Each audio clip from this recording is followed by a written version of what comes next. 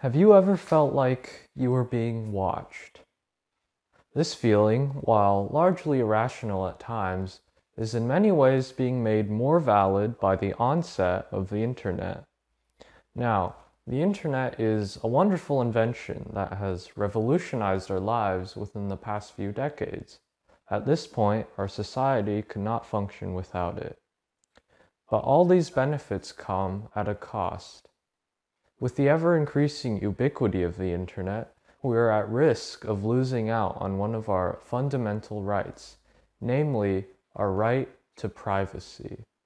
As we go about our everyday lives, checking emails, buying products, posting on social media, we unconsciously give away much of our private information.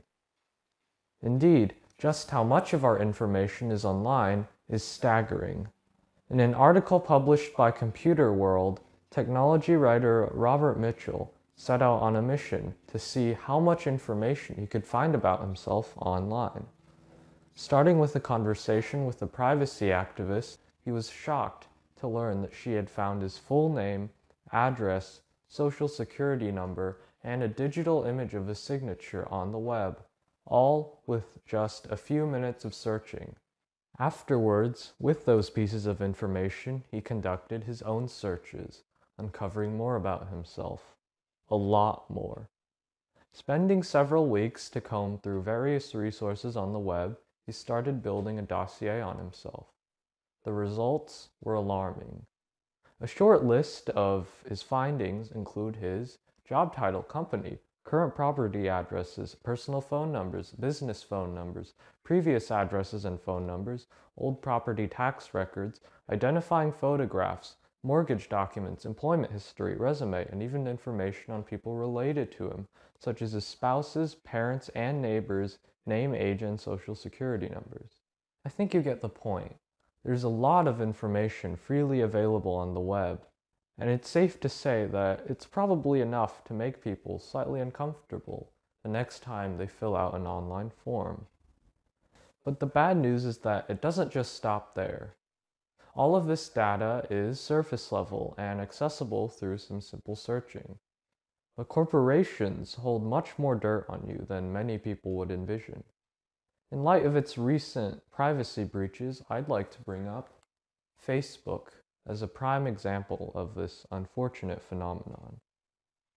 Brian Chen is a technology writer for the New York Times. He self-describes himself as a lurker, rarely posting anything on the site. But he was shocked at the sheer amount of his information that was there, and the ways that the information was being treated. For instance, Facebook had logged every single time he opened it. This information included which device and browser he used it on, and even his location. Furthermore, Facebook also had an expansive record of all his phone contacts, including over 100 people he had removed from his contacts over the past decade or so. And indeed, how little the site forgets is what disturbed Chen the most. On his friends list, Facebook kept a record of removed friends, a dossier of over 100 people who he had explicitly tried to remove. He also notes that Facebook even engages in shady tracking practices off the site, using tracking technologies such as web cookies. They track your browsing activity to better target you with ads. Now, all of this might seem preposterous, but it's what we agreed to when we scrolled through and ignored the terms of service. And that brings me to the matter of how we are to go about dealing with this perplexing issue. On the one hand, it's a matter of technicalities. This may include installing software that blocks trackers, clearing sensitive information from social media, or turning off location services for your phone when not in use. These set a firm foundation on which we stand for our right to privacy. But on a deeper level, we need to be proactive in this fight for our rights. Many people have become complacent, thinking that because they have nothing to hide, they have no need to worry about privacy. But indeed, It is this kind of mindset that has allowed so much of our information to be treated like this. So, as we use the internet more and more and corporations push their surveillance to the next level, we, as users, need to stop this from progressing. Now, that may seem like a daunting task to us regular citizens, but there are many things which we can do to actively combat the encroachment of our privacy.